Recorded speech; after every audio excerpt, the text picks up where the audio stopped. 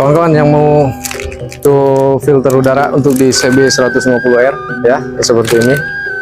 Nah, kita lihat bagaimana cara pasangnya. Kita buka bagasinya,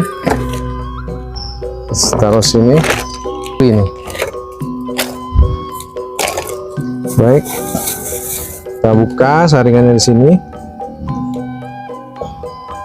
Ini ada nobeng, kawan-kawan. Kita lepasin. Nah, ini punya yang lamanya. Oke, sudah seperti ini, udah hitam. Kita ganti dengan yang baru ya. Kita ganti dengan yang baru.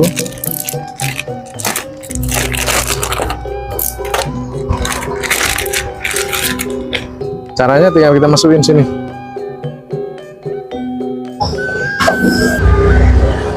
Nah, sudah selesai. Tinggal kita tutup lagi.